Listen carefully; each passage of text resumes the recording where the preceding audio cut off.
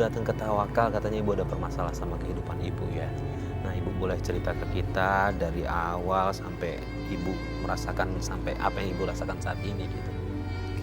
Iya mas, saya trauma sama laki-laki, terutama suami saya. Kenapa? Traumanya gara-garanya apa? Apa yang dilakukan suami ibu ke ibu? Suami saya kasar mas, suka main tangan dan sangat zolim ke saya. Nah, boleh lebih detail lagi bu, ceritanya main kasarnya seperti apa, kemudian zolimnya juga seperti apa? Ceritanya panjang mas, semua ini karena nenek saya. Dia jadi waktu saya usia 15 tahun, waktu itu kan saya masih kecil. Ini saya ngatain saya perawan tua, sedangkan umur saya kan masih 15 tahun. Terus? Sampai akhirnya saya kan dikenalin sama cowok karena udah dikatain perawan tua itu. Dikenalin sama cowok usianya lebih tua 11 tahun dari saya. Ya saya nggak mau kan, nggak mau dan saya nggak terima. Iya, terus? Saya nolak, saya nggak mau karena kan saya masih kecil mas. Oke, terus kemudian akhirnya menikah dengan dia? Ya tanpa sepengetahuan saya, nenek sama ibu udah pergi aja ke rumah cowok itu. Terus? Udah pergi ke rumah cowok itu, mereka dikasih uang dan uang itu habis dipakai. Karena uang itu nggak bisa kembaliin uang itu, karena saya tadinya udah nggak mau, ngapain kata saya ngambil uang gitu, maksudnya kenapa mau dilamar gitu tanpa ketahuan saya. Terus uang itu diambil aja sama ibu saya sama nenek gitu berdua. Itu buat nikah kali, nggak tahu kan saya juga. Terusnya udah dipakai aja sama ibu saya itu separoh, kirain ibu saya mau gitu. Udah diambil terus udah kepake, otomatis kan saya nolak. Waktu itu nolak, "Ma, kembaliin aja uangnya." Terus kata mas saya, udah dipakai, otomatis kan harus diganti kan uang itu kalau saya udah nggak mau. Akhirnya nggak bisa ngembaliin uang itu.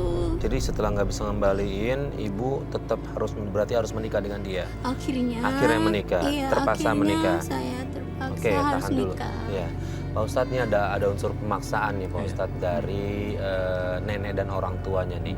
Bahkan sudah ada transaksi lah, boleh dibilang kayak begitu, udah terima uangnya tanpa sepengetahuan ibu langsung dinikahkan seperti itu. Akhirnya karena belum bisa bayar utangnya. Ya. Jadi gini, kalau kita lihat di dalam tuntunan Nabi, orang tua tidak boleh memaksa. Orang tua tidak boleh memaksakan pernikahan, karena itu nanti apalagi dalam kasus tadi kan usianya masih sangat belia sekali gitu. Jadi sangat belia sekali. Yang kedua, tidak boleh pernikahan itu didasari karena adanya transaksi. Jadi misalkan karena dilihat hutang maka imbalannya anakmu kemudian dinikahkan. Saya kira itu adalah hal-hal yang tidak masuk dalam kategori ini. Memang Nabi menjelaskan bagaimana cara izin. Tadi kan ada aspek izin tadi. Bagaimana cara izin seorang wanita? Tidak harus wanita itu dimintakan izin. Itu harus difahami. Izin itu misalkan anaknya, "Nak, kamu mau nggak dinikahkan?" Tidak harus menunggu anak itu memberikan jawaban iya apa tidak. Kata Nabi, "As-sukutu ala ma turridho."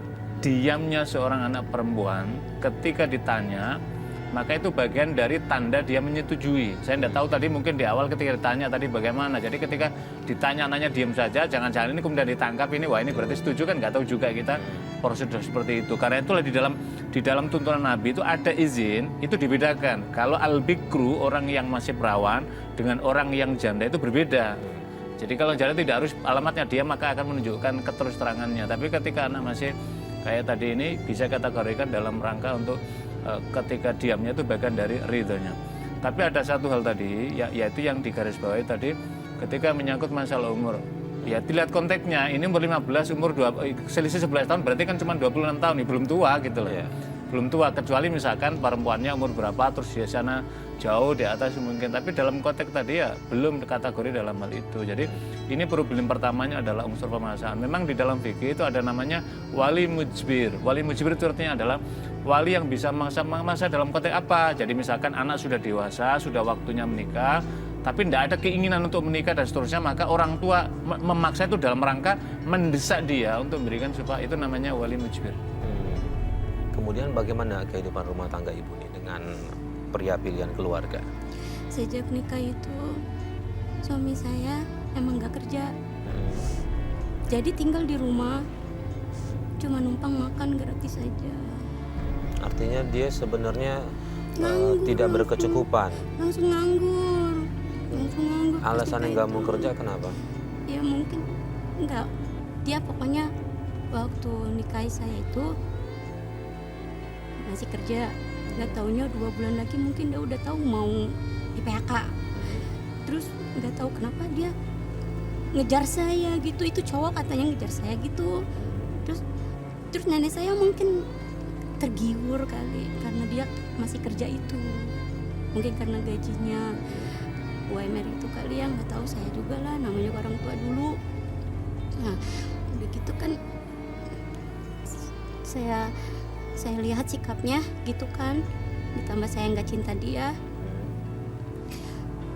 saya berniat nggak mau punya anak, anak dari dia, nggak mau. Saya cari cara biar saya nggak hamil dulu gitu, nggak hamil karena kan saya masih kecil, nggak mau hamil dulu, takutnya kedepannya gitu kan, otomatis kan saya harus dewasa dulu pikirannya kan Pak, harus pikirannya dewasa dulu, harus, saya juga masih pengen sekolah kan waktu itu, masih pengen belajar, pokoknya saya masih pengen bebas dulu dalam masa-masa remaja saya. Tapi karena omongan nenek saya itu ngatain saya perawan tua, mas saya baru umur 15 tahun katain perawan tua, dan saya nggak ngerasa sakit hati banget. Ustadz, karena nggak ada rasa cinta di situ, akhirnya ibu ini memutuskan pada saat itu nggak mau punya anak. Hukumnya bagaimana nih Pak Ustadz? Sementara kan urusan pernikahannya dia bisa dikatakan sah ya Pak Ustadz. Saya mau menggarisbawahi begini. Tidak selamanya pernikahan didasarkan karena cinta. Ini harus penting sekali difahami. Banyak para orang tua kita nggak ada tuh unsur cinta sebelumnya, nggak kenal sama dia, tapi ketika udah dinikahkan, jadi cinta itu bisa dibangun. Karena itulah kita perhatikan ayat ketika menyangkut pernikahan ini di surat Ar-Rum surat ke-30 ayat 21 itu kan Allah menjelaskan begini. Di antara waja'ala bainakum, potongan ayat, waja'ala bainakum mawaddatan warahmah. Jadi ketika sudah ada pasangan laki-laki dan perempuan kemudian dinikahkan, maka akan menimbulkan apa? Waja'ala bainakum mawaddah, di antara kalian akan menimbulkan rasa cinta dan kasih sayang. Kenapa ada dua? Ada orang yang menikah itu dasarnya karena cinta dulu, maka kemudian kasih sayang tumbuh. Ada yang tidak dasarnya karena cinta, tapi kemudian benih kasih sayang akan tumbuh. Jadi ini penting untuk difahami dalam kaitan di sini. Sebab kan banyak juga orang berpacaran katanya cinta, tapi ternyata baru beberapa bulan kemudian kan mufaraqah. Itu bagaimana itu kan begitu. Lah yang kedua, ketika sudah menikah, maka orang tidak boleh memutuskan sepihak, misalkan istri atau suami kemudian diam-diam membuat skenario apa itu ikhtiar sendiri, wah saya nggak mau punya anak, tidak bisa, mesti harus dirundingkan bersama pasangannya. Karena itulah ketika ijab kabul seorang laki-laki dan perempuan, maka itu namanya misakon golito, itu berarti sudah ikatan yang sangat kuat sekali, perjanjian Allah. Lah tujuannya apa pernikahan? Harus ingat, Nabi menjelaskan, tanahaku al-walud al-wadud fa inni mukatsirum bikumul umama. Nikahilah wanita-wanita yang banyak anak. Artinya maksudnya wanita yang subur, yang potensial. Karena apa? Kelak nanti kamu akan banyak anak dan aku bangga menyaksikan umatku ketika banyak anak. Tentu dalam anak ini banyak secara kuantitas dan berkualitas, begitulah. Lah kaitan di sinilah kemudian penting tadi, misalkan Mbak Lili tadi menyampaikan pada masa itu mestinya dikomunikasikan sama suaminya. Saya masih muda suamiku, jadi saya mohon izin untuk sementara mungkin kita tunda dulu misalkan punya anak sampai nanti kami juga taruhlah misalkan menyelesaikan sekolah menengah atasnya, mungkin saat itu baru sekolah. Saya kira itu bisa, dan banyak kasus yang semacam ini ketika dikompromikan, bahkan ketika kuliah saja banyak. Saya punya mahasiswa misalkan baru semester 3 sudah menikah, begitu lapor loh. Saya sudah menikah Pak, loh kok cepat sekali, kemudian terus Setelah lama kok nggak ada, kemudian tanya, kami sudah bersepakat Pak, nanti setelah sudah selesai. Lah inilah saya kira pentingnya untuk bermusyawarah. Jadi kayak tadi tindakan Mbak Le tadi tidak dibenarkan secara sendirian, kemudian punya, wah saya tidak mau punya, apalagi didasari saya tidak ingin punya anak bersama dia. Lah sama siapa mau punya anaknya? Wong dia suaminya kok gitu.